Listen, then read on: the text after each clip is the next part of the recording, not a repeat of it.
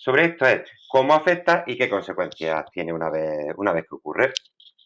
En general, una inmunodeficiencia adquirida, pues es toda aquella que no sea una inmunodeficiencia con la que hemos nacido. El otro día veíamos la inmunodeficiencia congénita, ¿no? Que son verdaderamente, pues gente que son niños burbuja, ¿no? Que tienen desde el primer momento en que nacen que estar en un ambiente controladísimo, porque cualquier enfermedad así leve y pequeñita, pues se los puede llevar por delante.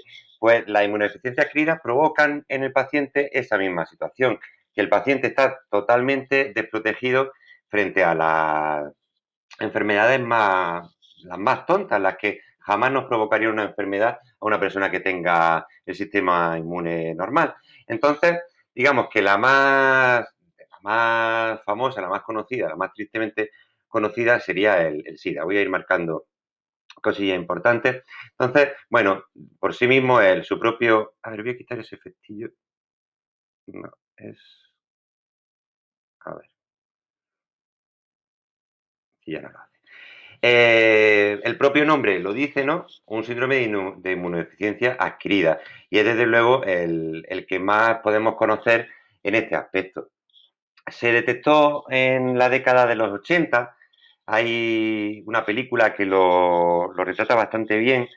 Eh, y luego os paso el enlace, si lo encuentro por ahí, o si no, por lo menos en la referencia a esa película, en el que, bueno, al principio, pues pasaba un poquillo con cualquier otra enfermedad, ¿no? Que, digamos, en los años 80 no había una costumbre de usar preservativo en muchas de las situaciones sexuales. En colectivos especialmente proclives a ello eran las personas homosexuales. Por eso en algunas ciudades pues fue mucho más, digamos, más rápido su conocimiento, su importancia. Y entonces lo que ocurría, digamos, es que al principio se encontraban una serie de enfermedades que no eran comunes en los seres humanos normales, ¿no? Con un sistema inmune normal, pero al principio no se conocía por qué debía ser, ¿no? Entonces, se encontraban que los enfermos acababan teniendo procesos de neumonía muy graves y además que eso se provocaba por infecciones que se vieron que eran infecciones en realidad leves, que no deberían provocar ninguna enfermedad, y a un tipo de cáncer, que es el sarcoma de Kaposi, que provoca unas manchas en la piel.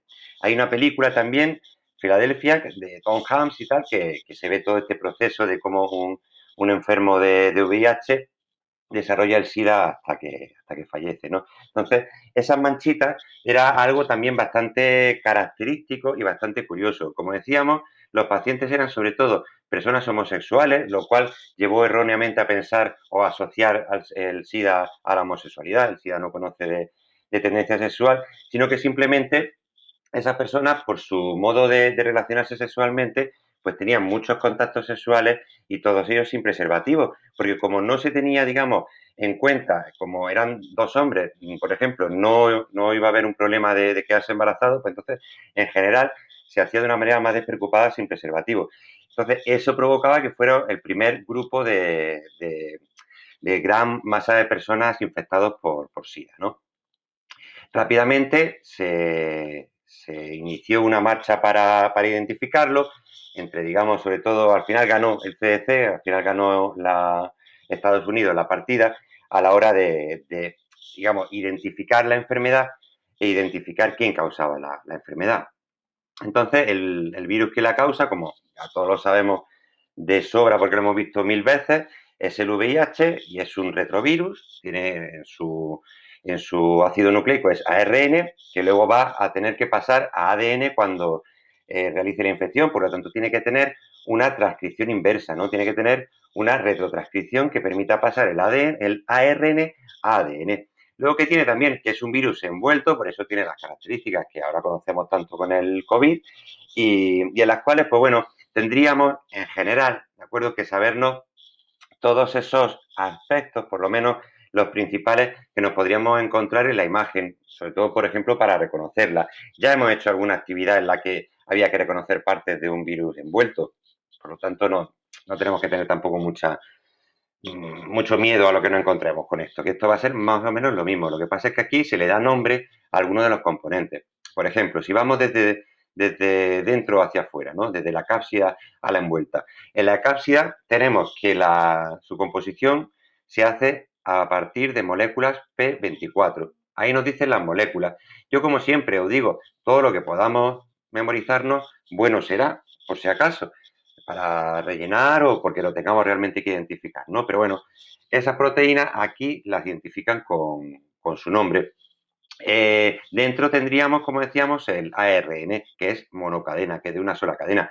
Si vamos hacia afuera, en la envuelta vamos a encontrar una capa continua interna que se compone de esta proteína, P17, y una bicapa lipídica, que eso es lo que le hace luego ser capaz de unirse a la membrana de la célula que va a infectar, y esa bicapa se insertan dos tipos de glucoproteínas, la GP41 y la GP120, las tenemos por ahí marcadillas, ¿vale? Bueno, si conseguimos aprender los numerajos, buenos serán. Como dice aquí, tenemos en realidad dos tipos de VIH, el VIH1 y el VIH2. El 1 es el más extendido del mundo y el más devastador. Como dice, esta variante ha causado 40 millones de muertes en 20 años. 40 millones de muertes, pensad lo que es eso. Es simplemente un país como España prácticamente, pues eso son 40 millones de muertos. El VIH2, como dice, solo se ha encontrado en algunas poblaciones de África y lo encontramos se diferencian por algunas proteínas de la envuelta. Pero bueno, nosotros nos quedamos, lo que vamos a estudiar sobre todo, pues es el VIH1. Como decimos, uno de los problemas que tenemos respecto a este virus es que sufre mutaciones constantes en su ARN, de manera que lo que va a provocar, si cambia su material genético, es que los antígenos que encontremos, por ejemplo, que esta glucoproteína que tenga que ser reconocida por el sistema inmune, pues como va a cambiar su material genético, va a cambiar también la glucoproteína en la expresión genética. Por lo tanto, eso va a provocar que cambie de aspecto de cara al sistema inmune y que sea más difícil de reconocer. Eso es lo que provoca, como bien dice aquí, que no sea fácil que algún día se llegue a encontrar una vacuna contra el SIDA. Quizás sí un medicamento que sea capaz de frenar totalmente, y de hecho ya se ha avanzado muchísimo en el tratamiento a las personas que han estado en contacto con el VIH, pero lo que es una vacuna, es decir, que a nosotros nos metan unos antígenos y nosotros desarrollemos suficiente inmunidad como para que no desarrollemos el SIDA, o por lo menos como para que no nos infecte el VIH, eso no se va a encontrar porque el virus cambia mucho. Respecto al COVID, pues tenemos la esperanza que dicen los científicos que no muta demasiado, con lo cual es más fácil encontrar una vacuna y desde luego parece que a lo mejor en 2021 podríamos tenerla. Pero desde luego una vacuna contra el VIH va a ser casi imposible por la propia capacidad del virus de cambiar. Es su estrategia es cambiar, esa es su gran ventaja. Como bien dicen aquí, ya se encontraban en África, ya se encontraba este virus en el siglo XX, porque se encuentran, digamos, anticuerpos en muestras de sangre muy antiguas, por ejemplo, de 1959. Entonces, claro, eso nos da la prueba de que en realidad el virus estaba. Lo que pasa es que, claro, si ese virus todavía no había sufrido una mutación que lo hiciese más patogénico o no se encontrase la situación perfecta para generar la primera epidemia, pues a lo mejor estuvo ahí afectando a gente, pero todavía en una zona muy concreta de África y sin ser ya lo que es ahora mismo una pandemia. El VIH es una pandemia, lo que pasa es que está controlada fácilmente, digamos, entre comillas, con la prevención, con la profilaxis sexual, pero sigue siendo una enfermedad que afecta a todos los países del mundo. Como lo resalta aquí, sería una pandemia. Venga, muy bien. Entonces vamos a ver un poco cómo ocurre, qué pasa cuando hay una infección por el VIH, ¿vale? Nosotros tenemos aquí el ciclo de reproducción, un ciclo que podríamos ver como un tipo lítico, porque lo que al final ocurre es que la célula infectada va a tener un colapso total y eso es lo que provoca la alteración del sistema inmune. Entonces nosotros tenemos aquí un virus que ha entrado a la célula, como ya sabemos, uniéndose a la membrana no inyecta el ácido nucleico, sino que es capaz de fundirse con la membrana, porque en su envuelta hay una bicapa en realidad. Entonces, se introduce lo que es el virus a través de la membrana y introduce la cápsida y luego ya pues se va a liberar el material genético. Esto en realidad ocurre siempre, lo que pasa es que muchas veces no lo tenemos representado en las imágenes porque está más simplificadillo, ¿no?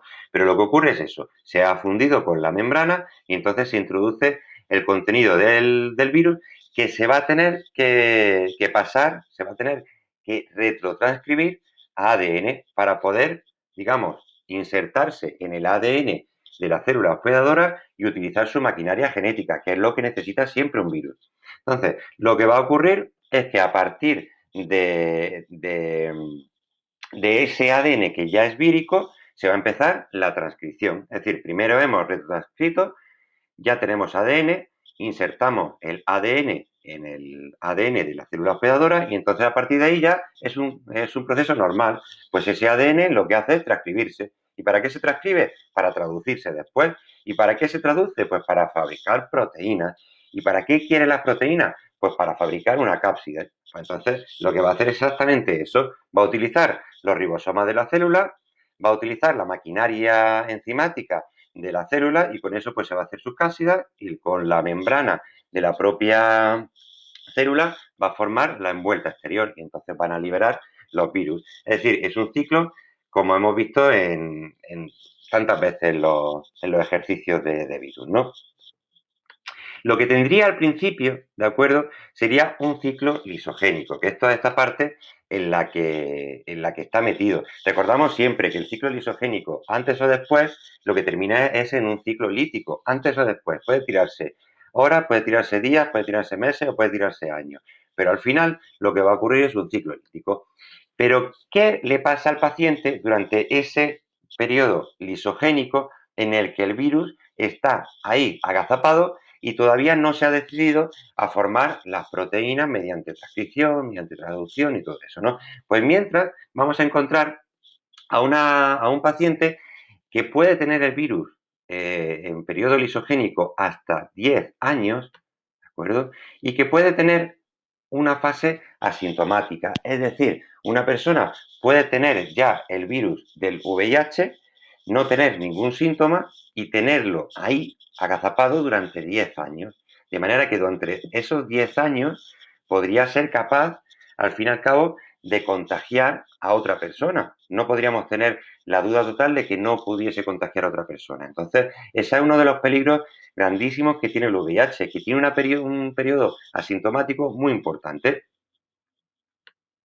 Como bien dice aquí, a los 2 meses del comienzo de la infección pueden encontrarse en el suero anticuerpos contra el virus, es decir, se puede detectar y esa es también una de las ventajas que tenemos de manera sanitaria, ¿no? Que podemos detectarlo de una manera muy inicial y por lo tanto generar a partir de ahí un tratamiento que haga que el sistema inmune luche contra el virus y finalmente esa persona que se ha contagiado de VIH, que se llamaría seropositiva, porque ya tiene en su suero anticuerpos, es decir, ya da positivo para esos anticuerpos en el suero, por eso es seropositiva, pues esa persona finalmente no llegue a tener SIDA, que es lo principal. Incluso que finalmente pues frene totalmente la infección del VIH y se lo quite de su organismo.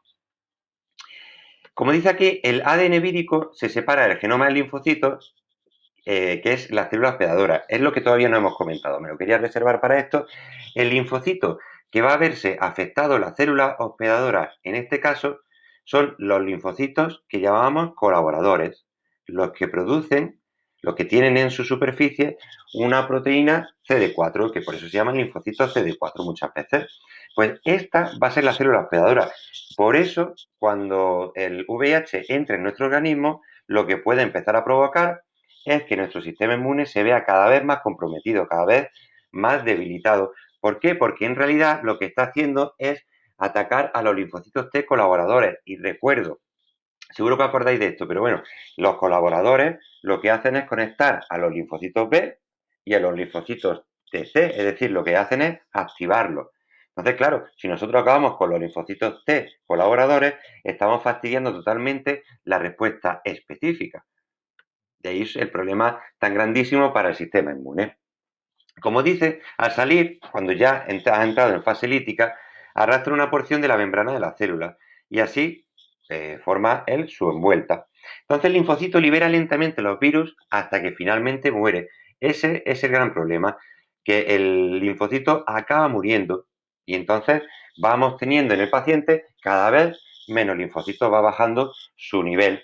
Llega un momento en que puede bajar tanto que el paciente ya se considere que ha entrado en SIDA, que ha entrado en fase del síndrome de inmunodeficiencia adquirida. Vamos a ver en un gráfico. Nos podríamos encontrar un gráfico así en selectividad, o más sencillo también, pero bueno, en realidad va a ser muy sencillo si nos fijamos. Lo que tenemos aquí es un recuento de linfocitos colaboradores, de linfocitos CD4. Y lo que lo tenemos aquí en el eje de la X es tiempo, son primero semanas y luego años. Entonces, vemos aquí que digamos, en la línea azul se corresponde a este eje de la Y que os acabo de comentar, los linfocitos T colaboradores. A la derecha tenemos las copias de ARN viral que podríamos encontrar en el plasma. Es decir, podríamos hablar de que aquí en rojo tenemos cómo crece el virus, cómo se está reproduciendo, y en azul tenemos cómo va cayendo los linfocitos CD4, los linfocitos colaboradores. Bueno, pues aquí tenemos una infección primaria. Ha ocurrido por primera vez la infección. Entonces, desde que comienza la infección, ocurre que los linfocitos CD4 empiezan a bajar, empiezan a bajar. Eso se corresponde con una subida del virus. Conforme más sube el virus, más bajan los linfocitos T, porque se van muriendo. El virus ha entrado en fase lisogénica, pero pasado un tiempo ha pasado a fase lítica y cuando pasa a fase lítica provoca la ruptura de la célula, la muerte de la célula. Así que claro, es lógico pensar que conforme crece el virus, bajan los linfocitos T. Pasadas unas semanas, ¿de acuerdo? Vamos a tener un periodo asintomático, lo que llaman una latencia clínica. Ahí lo que ocurre es que muchos de esos virus se han quedado en fase lisogénica. Van a entrar en algún momento en fase lítica, como entraron los virus que veíamos por aquí, pero al principio, digamos, después de ese primer contacto que durará a lo mejor unos 2 meses, unos 3 meses, el paciente va a entrar en una fase asintomática. Entonces, pensad en un segundo. En estas primeras semanas, el paciente no tiene por qué pensar que se ha contagiado de VIH en ningún síntoma, porque nadie, en principio, va a notar que los linfocitos TCD4 están bajando. Nadie lo nota. Durante la latencia clínica, que puede durar años, el paciente tampoco va a notar la bajada de linfocitos colaboradores que va a seguir teniendo después. Porque, claro, muchos de los virus que están en fase lisogénica se van liberando, pasan a fase lítica y se cargan ese linfocito CD4. Entonces, claro, el problema es que si esa persona es totalmente asintomática, podría transmitir la enfermedad sin pensarlo, ¿no? Sin ser consciente de ello. Entonces, por eso es tan importante la profilaxis en esta enfermedad, la profilaxis en la relación sexual, porque no hay, digamos, una seguridad total en ello. Por lo tanto, nosotros también podemos pensar una cosa, si nosotros nos hemos infectado en un periodo inicial y nos hacemos una prueba en un periodo inicial, todavía a lo mejor no tenemos una caída de linfocitos T como para que sea, digamos, digna como para dar un positivo, o de anticuerpos en el caso de que fuese del suero. Pero claro, lo más importante es que mientras existe esa fase de latencia clínica en la que la persona puede seguir transmitiendo el virus, además su sistema inmune se ve cada vez más comprometido. Si no tiene ningún tipo de medicación, los linfocitos T van a ir cayendo a la vez que el virus va creciendo y va creciendo, ¿vale? Habría tenido una subida el virus, habría pegado una pequeña bajada, porque es así su ciclo, pero luego va a seguir creciendo. Entonces, conforme crece, van a empezar los síntomas generales de la enfermedad. Y va a haber un momento, pero aquí se cruza la curva, y va a haber un momento en el que a partir de un recuento de linfocitos T, a partir de, que no recuerdo yo cuál es, pero es a partir de un nivel ya muy bajo de linfocitos T, que es cuando empiezan los síntomas generales, que será más o menos pues en eso, en unos 200, 300 células por milímetro cúbico, perdón, pues lo que vamos a tener es que va a, digamos, el paciente va a poder ser identificado como persona con SIDA. Es decir, esa persona ha desarrollado el SIDA. Durante todo este tiempo ha sido seropositivo, pero a partir de este momento esa persona ya tiene SIDA. ¿Y cuál es el problema para esa persona que ya tiene SIDA? Pues que las enfermedades que va a empezar a tener van a ser enfermedades, como dicen, oportunistas, enfermedades que normalmente no nos provocarían ningún problema, pero que cuando lo tenemos en este estado tan sumamente vulnerable, al final puede provocar la muerte, ¿vale? Porque los linfocitos T siguen cayendo, mientras que el virus sigue creciendo y sigue creciendo. Así que ese es el gran ciclo del virus y esto tenemos más o menos que tenerlo bastante claro. ¿De acuerdo? Que hay una primera fase en la que la persona es seropositiva, puede transmitir el VIH, pero no tiene los síntomas, que durará seguramente, pues eso, hasta unos 200, unos 300 células, hasta un límite en particular en el que van a empezar síntomas del SIDA. Y cuando empiezan los síntomas del SIDA, la enfermedad ya sí que es muy grave, porque no es muy, muy complicado ya conseguir frenar tanto el avance del virus como el poco nivel de linfocitos T que ya tiene ese organismo. Es decir, casi no tiene ya soldadillos para luchar contra el enemigo. Por lo tanto, la muerte es, digamos, muy probable. Lo que pasa es que durante todo este periodo, los medicamentos ya pueden hacer muchísimo y pueden acabar con el virus antes de que la persona llegue a tener SIDA y que nunca llegue a desarrollar el SIDA. Como vemos ahí, en el último apartado, pues tenemos, aquí, tenemos las formas de contagio, cómo se puede hacer, ¿verdad?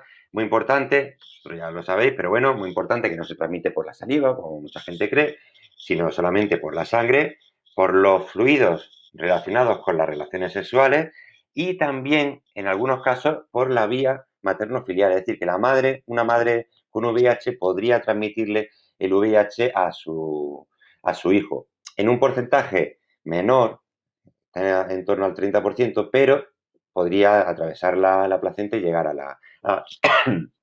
la sangre.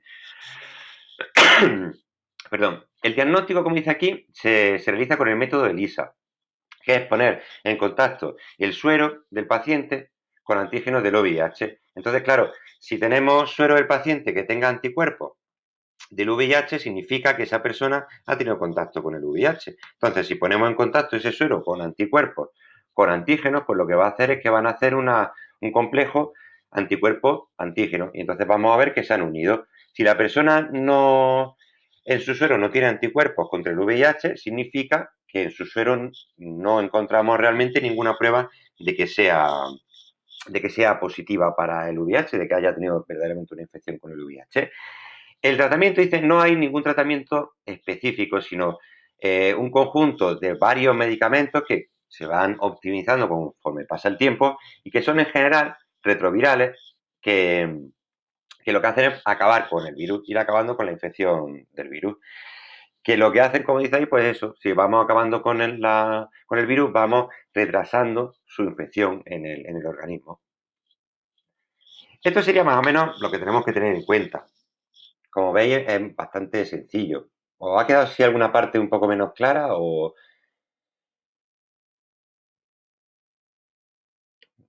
se entiende más o menos bien? Porque es una cosa bastante sencilla y fácil, ¿no? Que si cae la actividad, yo creo que hoy nos va a dar tiempo a ver las actividades del examen de prueba que nos pasaron desde allí de la ponencia. Entonces, pues vamos a poder ver un poquillo qué nos preguntan sobre el sistema inmune. Pero si nos preguntan sobre el SIDA, es de lo más sencillo que nos pueden preguntar.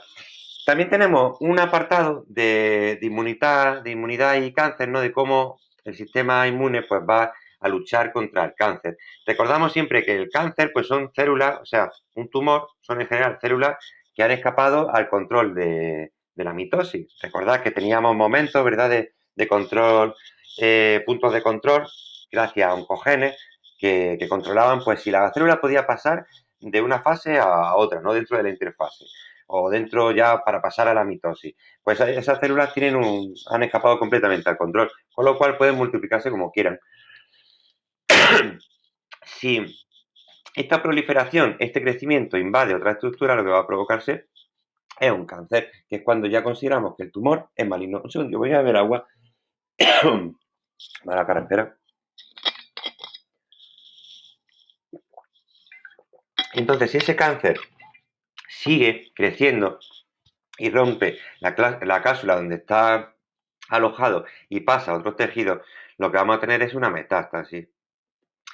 Contra el cáncer es muy, digamos, hay mucha probabilidad de vencer contra unos cánceres más que otros, pero contra la metástasis llega a ser muy complicado porque se alteran ya, está el crecimiento en varios tejidos, con lo cual es muy difícil la estrategia para luchar contra el cáncer. Entonces, claro, ¿qué les pasa a esas células que son cancerígenas? Que pierden, se vuelven como ajenas, como extrañas, pierden muchas de las características comunes que tenemos en las células normales, con lo cual pueden ser reconocidas por el sistema inmune como células que no son propias o que por lo menos que pueden ser, digamos, dignas de acabar con ellas. Aunque a lo mejor se reconozcan como propias, ya son ajenas porque no tienen las características normales. Una de las células que comentábamos en el otro tema, las comentábamos así un poquillo por encima, eran las células NK, las Natural Killer. Las Natural Killer, recordamos que lo que hacen es, sobre todo, luchar contra las células cancerígenas. Aquí tenemos una célula cancerígena que tiene antígenos tumorales. A esos antígenos tumorales se les ha unido anticuerpos que luchan contra esos antígenos tumorales. De manera que eso facilita que otras células del sistema inmune reconozcan esa célula como mala, como una célula con la que hay que acabar. Tendríamos a las células NK, a los natural killers, pero también tendríamos a los que veíamos muchísimas veces, que son los macrófagos, ¿verdad? Que es respuesta en realidad inespecífica, porque lo que le manda que actúe, en este caso, pues es el anticuerpo que tiene unido al antígeno. Así que van a además a activarse una respuesta específica, que esa no la tenemos aquí representada. Aquí teníamos también, que se me ha olvidado comentar, al complemento, que va a provocar inflamación y por lo tanto que se retroalimente la respuesta inmune, pero también vamos a tener una respuesta inmune específica, ¿no? Que la vamos a tener con linfocitos T citotóxicos que se unen una vez más a los antígenos de la célula cancerígena. Los linfocitos T, como siempre, los colaboradores, van a ayudar, pues eso, transmitiendo la información a los demás. Por un lado, a los linfocitos B, pero también por otro lado, a estos macrófagos. Es decir, que de por sí los linfocitos T colaboradores también activarían los macrófagos, que como veíamos también se activaban por estos anticuerpos. Es decir, que más o menos, pues tenemos que ver que hay una manera muy general de ir interaccionando la respuesta inmune inespecífica con la específica y además entre ellas pues se retroalimentan en distintos momentos. Eso es muy bueno que os hagáis vosotros un esquemilla de ello, un mapa conceptual con sus flechillas que vayan relacionando o que miréis también el mapa conceptual de mi resumen en el que salen todas y vosotros veáis si están todas las relaciones, porque seguramente faltarán muchas que podamos ir haciendo, como esto que veíamos, ¿no? Que el sistema del complemento activaba a la inflamación, pero también está actuando aquí en el cáncer. ¿Qué personas, qué especialistas se dedican a este campo? Son los oncólogos dentro de la oncología y como dice aquí, se manejan varias ideas acerca de cuáles podrían ser las causas de la ineficacia del sistema inmune, porque podríamos decir, vale, ¿y por qué no acaba el sistema inmune con el cáncer? ¿Por qué necesitamos utilizar quimioterapia, radioterapia? ¿Por qué? Pues porque el tipo de enfermedad que es el cáncer tiene unas características específicas que lo hacen más difícil para el sistema inmune. Por ejemplo, las células cancerígenas tienen pocas moléculas del complejo mayor de histocompatibilidad que recordamos son los que se reconocen por los linfocitos T. En general, lo que nos interesa es que esas moléculas MHC son menos numerosas, de manera que es más difícil que se reconozcan. Además, tiene la capacidad de que sus antígenos no sean tan visibles como, por ejemplo, podría pasar con una bacteria o con un virus, ¿de acuerdo? Entonces, eso lo hace también más complicado. Como dice aquí, tiene una gran cantidad, muchos tipos de antígenos que provocan un bloqueo de los linfocitos. Entonces no pueden reconocer. Jolín, hoy estoy fatal. Pero que no sea nada. Provocan el bloqueo de esos linfocitos. Entonces no se pueden reconocer. Y además, la respuesta inmune es lenta comparado con el crecimiento del tumor. Los tumores crecen muy rápido. Pensar, por ejemplo, en que el SIDA veíamos que necesitaba muchos años para actuar. En cambio, el cáncer necesita mucho menos tiempo, con lo cual la respuesta del sistema inmune tendría que ser más rápida y no lo consigue. Así que hay que, en general, dar un tratamiento frente al cáncer, que tenemos además que ser muy optimistas al respecto porque verdaderamente hay muchos campos y hay digamos, mucha probabilidad de que se pueda controlar y que se pueda acabar con el concepto en sí de cáncer, ¿vale? No con el desarrollo, con el inicio del cáncer, pero sí tener tratamientos eficientes. Aparte de las clásicas como la extirpación, la radioterapia, la quimioterapia, vamos a tener algo más moderno que son las técnicas de inmunoterapia tumoral, que es lo que vamos a ver en la siguiente página, ¿vale? Ya sabéis, si tenéis cualquier dudilla me vais parando, ¿eh? Que yo me lío aquí con el rollo y no hay quien me pare. Venga, muy bien, entonces, ¿para qué sirve o cómo actúa la inmunoterapia? Lo que hace es que vamos a tener terapias basadas en el propio sistema inmune. No vamos a utilizar tanto la acción de simples medicamentos, sino que vamos a activar al propio sistema inmune para que sea capaz de acabar con las células cancerígenas o incluso con el SIDA. ¿De acuerdo? Es decir, que el sistema inmune esté más fuerte para poder realizar su tarea. Por ejemplo, podemos hacer tratamientos inespecíficos con citocinas. Recordamos que esto era las moléculas con las que se comunicaban los linfocitos y los macrófagos. Los macrófagos son células presentadoras de antígenos, le presentan el antígeno al linfocito y cuando se lo presentan se comunican mediante citocinas. Es como sus palabras al comunicarse son las citocinas.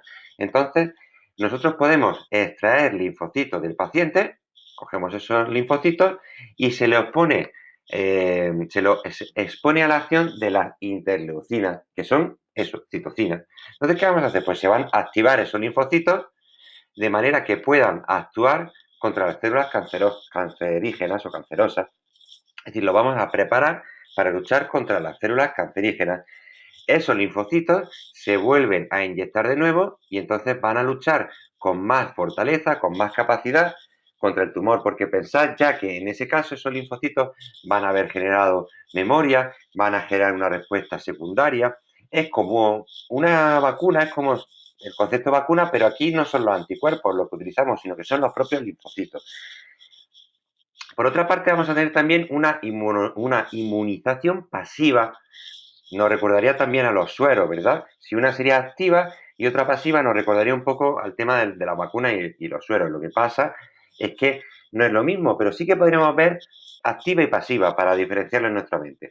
Entonces, ¿cómo lo hacemos? Lo hacemos con anticuerpos monoclonales. Es decir, son anticuerpos que le vamos a inocular, que le vamos a meter al enfermo. Conforme pasa el tiempo y estos anticuerpos que antes procedían de animales, pero que bueno, ahora con la ingeniería genética pues podemos tenerlo, vamos a tener un efecto que vamos a ver después, porque luego ¿qué vamos a hacer? Vamos a extraer esa sangre y vamos a separar el suero que ya tiene más anticuerpos, ¿vale? Nosotros hemos tenido anticuerpos, es decir, le introducimos anticuerpos de un tipo solamente. Conforme pase el tiempo, los anticuerpos que vamos a tener van a ser de más tipos. Vamos a tener en el suero esos anticuerpos de más tipos y lo vamos a poder utilizar para que mejore su capacidad de dar una respuesta. Al utilizar anticuerpos policlonales, pues lo que provocamos, es decir, los que se forman a partir de animales, podemos tener distintas desventajas. Tenemos aquí más o menos, si queréis lo vemos aquí con este ejemplillo para que quede más o menos claro, que yo creo que no me he explicado yo muy bien. Tenemos aquí los antígenos, ¿vale? Se lo vamos a inyectar a un animal.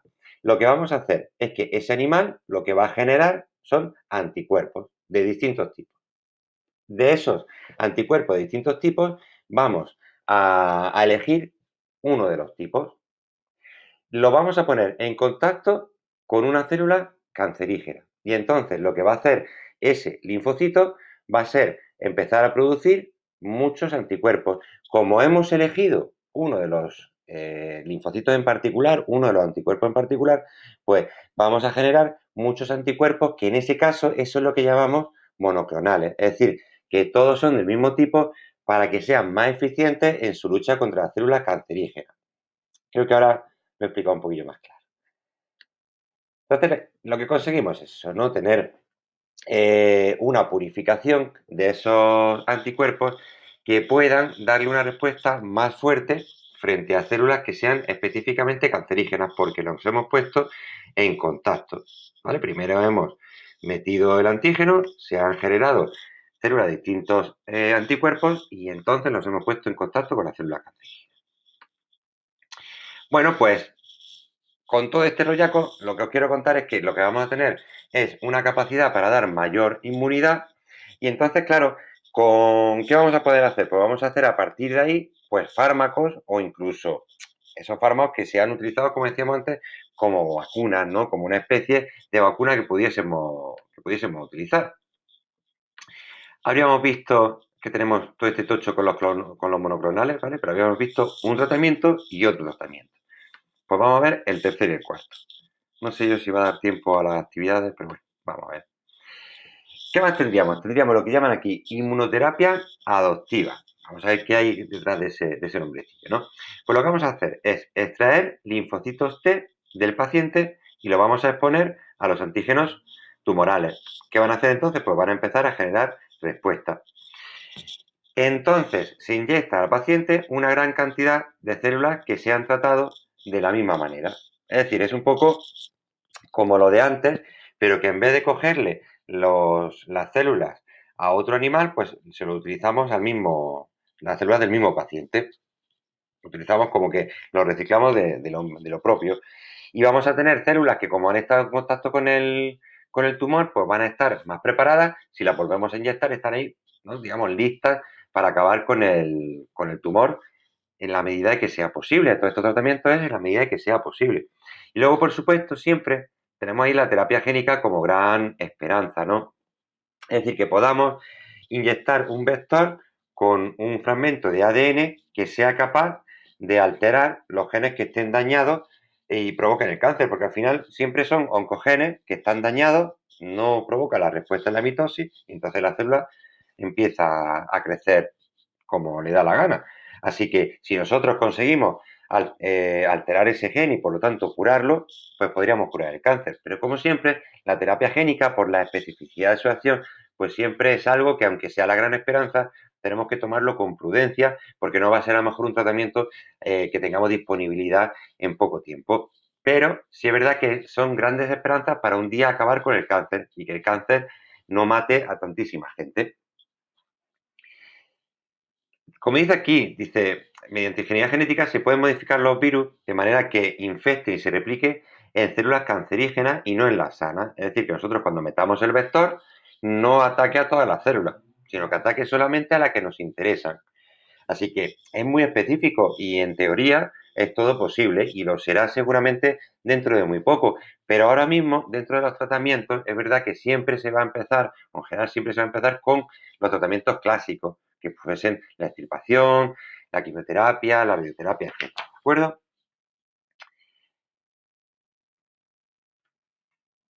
Venga, muy bien. Entonces, para que ya no siga yo contando rollo, que nos queda aquí todavía un epígrafe de trasplantes, pero me gustaría a lo mejor que tuvieseis la mente más fresca después de haber escuchado menos tralla. Vamos a hacer, si os parece, uno de los ejercicios de selectividad del modelo este que han sacado de la ponencia. Y vamos a ver que son bastante sencillas. ¿De acuerdo? No sé si lo habéis mirado ya de por sí, pero me parece que son bastante sencillas. Tenemos, como decíamos, en el caso de la inmunología, es el bloque o son los dos temas más, más lucrativos, mejores, ¿no? Porque tenemos dos temas que van a salir casi no, seguro en los tres bloques. De manera que vamos a tener aseguradas tres preguntas en nuestras lecciones, con lo cual es mucha probabilidad de que, bueno, tengamos éxito con esa parte. Con lo cual, fijaos, en el bloque 1, la actividad 5 es ya del sistema inmune, y fijaos el nivel tan, digamos, básico que tiene. Fijaos, dice, en primer lugar, defina la respuesta inflamatoria. ¿En qué página tendríamos la respuesta inflamatoria? Y así me lo decís vosotros.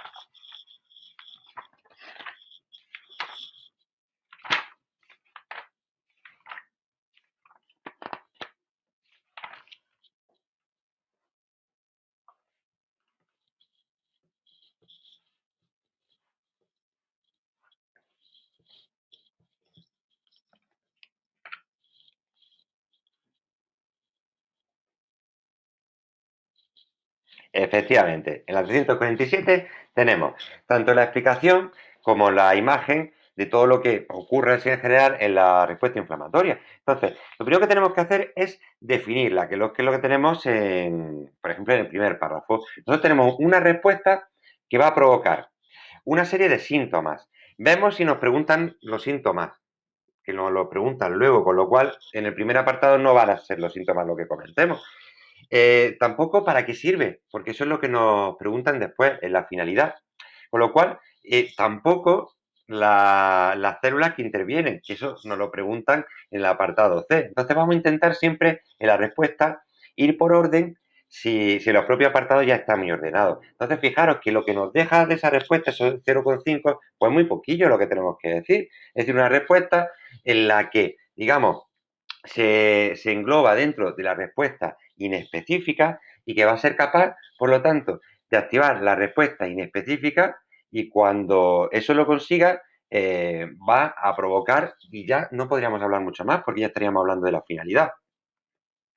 Entonces, fijaros que tenemos también que ser muy ordenados en la respuesta, porque el primer apartado realmente sería muy, muy cortito de responder. No podríamos decir mucho más sin meternos en lo demás. La finalidad, ya ahí sí podríamos, digamos, extendernos más, ¿no? ¿Para qué sirve? Todo eso lo tendríamos, a lo mejor no lo tendríamos por escrito en ninguna parte del libro, sino que tendríamos que sacarlo un poco nosotros de lo que hemos aprendido, de las relaciones que hay entre la inflamación. Su finalidad, ¿verdad?, es provocar que haya mayor riego sanguíneo, de manera que lleguen muchas más células y sustancias relacionadas con la respuesta inespecífica, y entonces lo que va a provocarse es que ya pues se active esa respuesta inespecífica y los macrófagos pues empiecen a fagocitar. Y fijaros, si yo ahora preguntase o me preguntase dónde hablaría del sistema del complemento, es decir, dónde hablaría de quién genera la respuesta inflamatoria, realmente eso tendría que haberlo dicho en el primer apartado. Es decir, que nosotros antes de responder intentamos ver todas las cosas que no sabemos sobre, por ejemplo, la respuesta inflamatoria y dónde iría en cada apartado. De manera que los correctores de este año, os lo recordaba el otro día, van a estar muy quemados porque cada examen va a ser distinto. Con lo cual tenemos que hacérselo mascadito, mascadito, mascadito. Y es que le entre solo por los ojos. Porque si no va a haber ahí una cierta injusticia en su corrección. Y no nos van a ayudar, ¿eh? Este año os aseguro que con el nivel de estrés que van a tener, no nos van a ayudar mucho. Pero las respuestas son sencillas, así que si nosotros hacemos bien nuestro trabajo, no va a haber ningún problema. Dice el nombre de una célula y una molécula que intervengan en la respuesta inflamatoria. Ahí realmente, si queríamos, pues a lo mejor el sistema de complemento podíamos haberlo mencionado en el primer apartado, pero desarrollarlo aquí. Nosotros podemos hablar del sistema de complemento una página entera que tenemos en el libro, pero aquí no nos preguntan una página entera, sino realmente que por 0,4 nosotros citemos, pero siempre que sea citar, siempre explicamos, aunque diga citar, el nombre de la célula, que podrían ser los macrófagos, sí, y la molécula, que podrían ser, pues, por ejemplo, las proteínas del complemento. Entonces desarrollamos un poquillo una cosa y la otra, pero pensando que son 0,4. Y enumere tres síntomas característicos de la respuesta inflamatoria, que lo tenemos en la imagen, ¿no? En la página 347, en esas tres rayitas que tenemos, ¿no? Que en la inflamación dice, no, en las dos rayitas, ¿vale? Que sería enrojecimiento.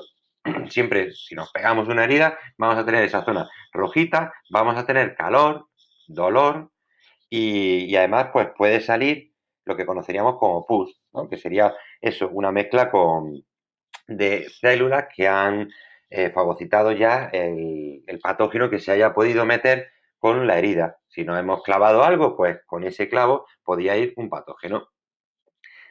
Esta preguntilla, ¿cómo la veis? Es sencillilla, ¿no? O sea, está bien, es bastante general. Luego, vamos a ver qué más tenemos. Luego, en el segundo bloque, tenemos otra pregunta del sistema inmunitario. Vamos a ver de qué va esta. A mí no me ha dado tiempo a mirarlo. Dice, se sabe que el sistema inmunitario reacciona contra todo tipo de moléculas que no reconoce como propias. Vale. En un estudio realizado con ratones, se le introducen dos proteínas del plasma sanguíneo, un factor de coagulación de ratón y una proteína transportadora del hierro que se ha hecho en un caballo, ¿no? De caballo. Después de 2 semanas se extrae sangre tanto a los ratones, se trae sangre a los ratones, perdón, indique de forma razonada si los ratones habrían producido anticuerpos contra cada una de estas proteínas y el tipo de células que lo habrá producido, ¿no? Es decir, que al ratón le hemos metido un factor de coagulación propio del ratón, ¿vale? Es que no puedo marcarlo una segunda vez, pero un factor de coagulación propio y una proteína ajena. Entonces nos preguntan si se van a producir anticuerpos contra cada una de esas proteínas. Entonces, fijaos, es que es un nivel muy básico. Es decir, que como la célula propia es propia, pues no va a generar una respuesta inmune. Y como la célula del caballo es ajena, sí va a provocar una respuesta inmune. Y luego dice, el tipo de célula que los habrá producido, los anticuerpos. ¿Vale? Es decir, que nos están preguntando por los linfocitos B. Aquí nos dan 0,2. Es decir, que nosotros seguramente con decir linfocitos B ya tendríamos cubierto eso. Pero hombre, siempre intentamos darle un poquillo, ¿verdad?, de literatura. Linfocitos B, hablamos un poco de que son capaces tanto de tener anticuerpos en su superficie como de segregar anticuerpos a la sangre, ¿no? Y esos anticuerpos después son los que sacamos nosotros en el suero, y son los que encontramos. Fijaos que es que esta pregunta es que vale un punto, estas dos cosillas.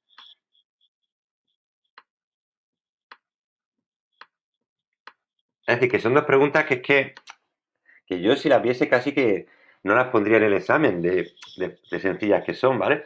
Entonces, realmente, por lo que dicen, el examen va a ser así. Va a ser un nivel muy, muy asequible. Dice, en la C5 ya, la verdad es que lo terminamos, porque es que, fijaos, se comentan en un segundo.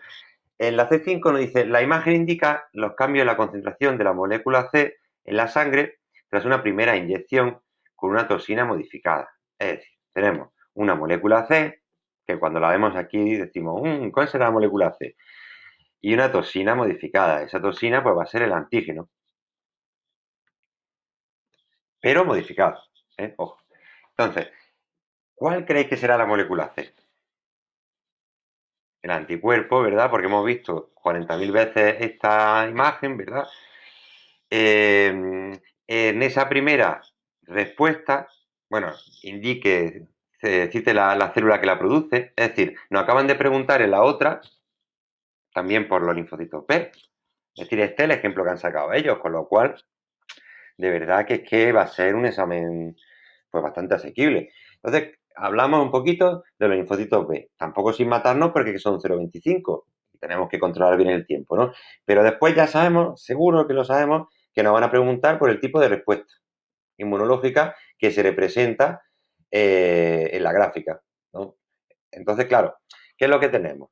Tenemos aquí bueno, y luego nos van a preguntar, por supuesto, por la fase A y B. Es que sabemos seguro que va a caer, digamos, si vemos esa gráfica, sabemos que van a caer esas preguntas porque siempre caen esas preguntas. Pues ya sabemos que nos van a hablar de una respuesta, ¿verdad? ¿De qué tipo? ¿Inespecífica o específica?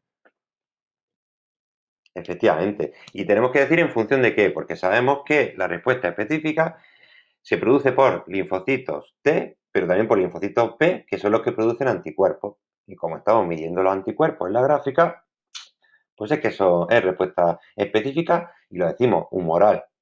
Todo lo que sepamos, todos los detalles que sepamos que tengan que ver con una pregunta, lógicamente, pues los metemos.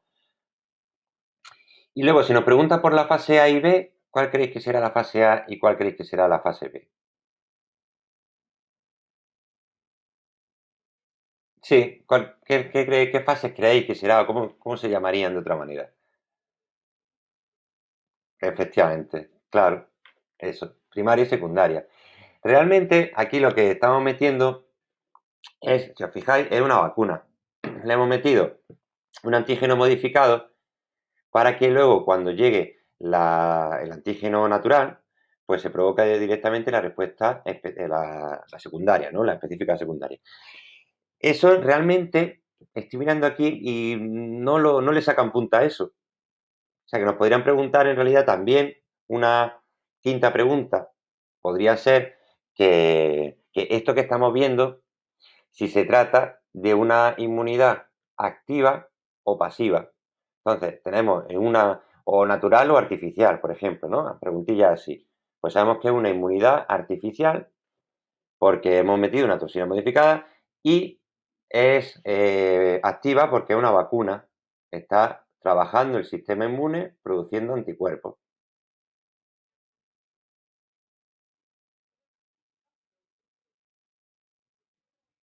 Por eso te digo, es que ahí lo que uno, si encontráis algo así, ¿no? Pues uno en función un poco de cómo vea de que va de tiempo, imagínate, si está pues ya, ¿verdad? Es la penúltima pregunta o la última y ve que tiene un montón de tiempo, pues digo, bueno, pues a largo, que vemos que por eso, es que te dicen cómo se denominan. Uno, claro, uno con eso debería tener ya el 0,25. Entonces, bueno, si uno ve que va mal de tiempo y va ciñéndose a eso, pues la verdad es que sabe que son preguntas que, bueno, en general, si son así, pues te va a dar tiempo. Te va a dar tiempo a poner aunque sea lo mínimo. Así que, y todo, de verdad, tal como nos lo dijeron, todo indica que va a ser así, ¿eh? Que va a ser de este tipo, pero de este nivel, digamos así, asequible, que el sistema inmune va a caer en los tres bloques, nos lo repitieron varias veces. Y luego, pues ya claro, ya cada uno un poco, pues los temas que va dominando un poquillo más. La genética es también muy lucrativa, porque eso con un poquillo los problemillas y tal, vamos a tenerlo. Pues nada, pues vamos a dejarlo aquí y luego os paso una tarilla, pero cortita.